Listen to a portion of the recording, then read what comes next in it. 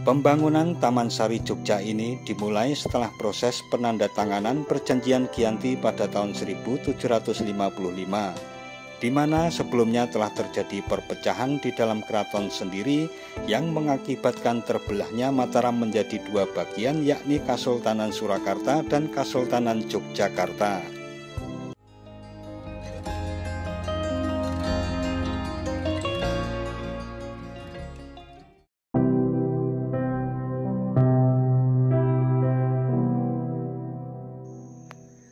Assalamualaikum warahmatullahi wabarakatuh. Mitra DMTV. Taman Sari yang berarti taman yang indah pada mulanya merupakan sebuah taman atau kebun istana keraton Yogyakarta. Kompleks ini dibangun secara bertahap pada masa Sri Sultan Hamengkubuwono ke-1.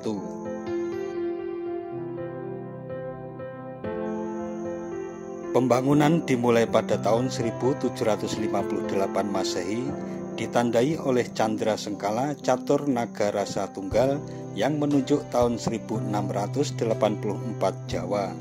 Sengkalan yang dapat diartikan sebagai 4 naga satu rasa ini dapat ditemukan di Gapura Panggung.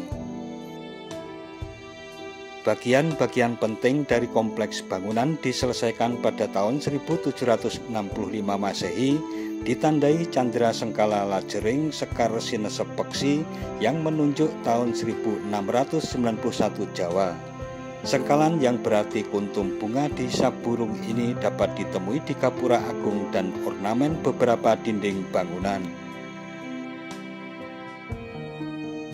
Taman Sari Jogja ini dibangun di atas puing-puing pesanggrahan Garjitawati atau bekas keraton lama. Taman Sari memiliki luas lebih dari 10 hektar dengan 57 bangunan di dalamnya, dan bangunannya memiliki gaya Portugis namun kental dengan simbol-simbol Jawa. Bangunan-bangunan ini berbentuk gedung, kolam pemandian, jembatan gantung, kanal air, danau buatan, pulau buatan, masjid, dan lorong bawah tanah yang pada saat pengambilan video belum bisa dikunjungi. Pembangunan Taman Sari Jogja ini dimulai setelah proses penandatanganan Perjanjian Giyanti pada tahun 1755, di mana sebelumnya telah terjadi perpecahan di dalam keraton sendiri yang mengakibatkan terbelahnya Mataram menjadi dua bagian, yakni Kasultanan Surakarta dan Kasultanan Yogyakarta. Taman Sari ini dimaksudkan sebagai tempat untuk menenteramkan hati, tempat untuk beristirahat, serta tempat untuk rekreasi sultan beserta keluarga. Selain itu, Taman Sari Jogja ini berfungsi juga sebagai benteng pertahanan dalam menghadapi musuh. Taman ini dijuluki Water Castle karena kolam-kolam dan unsur air yang mengelilinginya. Disebut juga sebagai The Fragrant Garden karena pohon-pohon dan bunga-bunga yang harum ditanam di kebun-kebun sekitar bangunan.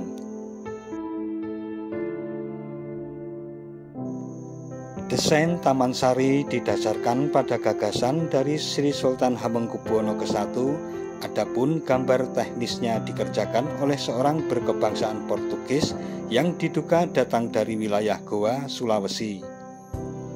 Arsitek dari Portugis ini dikenal sebagai Demang Tegis, nama yang kemungkinan besar bersumber dari kebangsaannya.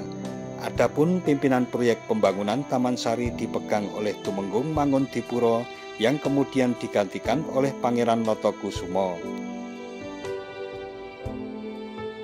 Konon katanya biaya pembangunan Taman Sari Jogja seluruhnya ditanggung oleh Tumenggung Prawiro Sentiko yang pada saat itu menjabat sebagai Bupati Madiun. Sebagai imbalan atas apa yang dilakukan oleh Tumenggung Prawiro Sentiko, penduduk Madiun dibebaskan dari kewajiban membayar pajak. Taman Sari sendiri didirikan di atas sebuah umbul atau mata air yang dikenal dengan nama Umbul Pacetokan. Di kompleks Taman Sari terdapat 2 buah danau buatan disebut sebagai segaran. Kata segaran berasal dari kata segoro yang berarti lautan. Satu berada di sisi timur dengan pulau buatan di tengahnya yang bernama Pulau Gedong, dan satu berada di sisi barat dengan pulau buatan di tengahnya yang bernama Pulau Kenanga. Kedua segaran ini dihubungkan dengan sebuah kanal yang memotong lorong penghubung pelataran Magangan dan pelataran Kamandungan Kidul. Kebun berisi aneka tanaman buah tumbuh rimbun mengapit kanal tersebut. Selain difungsikan sebagai tempat rekreasi, fungsi pertahanan tampak pada tembok keliling yang tebal dan tinggi, gerbang yang dilengkapi dengan penjagaan, dan bastion atau tolak bala sebagai tempat menaruh persenjataan. Selain itu, terdapat beberapa urung-urung atau jalan bawah tanah yang menghubungkan satu tempat ke tempat lainnya. Juga posisi bangunan Pulau Kenanga yang tinggi diduga difungsikan sebagai tempat peninjauan apabila musuh datang. Fungsi religi ditunjukkan dari adanya bangunan sumur gumuling dan Pulau Panembung. Sumur gumuling yang berbentuk melingkar difungsikan sebagai masjid, sedang Pulau Panembung digunakan oleh Sultan sebagai tempat untuk bermeditasi. Kedua bangunan ini berada di tengah kolam segaran, tampak menyembul di tengah bentangan air yang luas, namun sekali lagi saat berkunjung belum bisa memasuki area ini. Pada awalnya, bangunan pesanggerahan Taman Sari menghadap ke barat, sehingga lorong bagian depan atau geledekan terletak di sebelah selatan Plengkung Jagabaya atau Plengkung Taman Sari. Adapun segarannya memiliki lorong depan lurus ke utara sampai di Plengkung Jagasura atau Plengkung Ngasem. Sebagai tempat wisata, kini pintu masuk ke kompleks ini berubah ke arah timur menggunakan pintu yang dahulunya merupakan pintu belakang. Pada tahun 1867, di masa pemerintahan Sri Sultan Hamengkubuwono ke-6, terjadi peristiwa gempa besar yang meruntuhkan bangunan-bangunan di Yogyakarta. Kompleks bangunan Taman Sari mengalami kerusakan yang cukup parah dan menjadi terbengkalai. Hal ini menyebabkan banyak penduduk membangun hunian di antara bekas kebun dan puing bangunan. Renovasi secara serius dimulai semenjak 1977.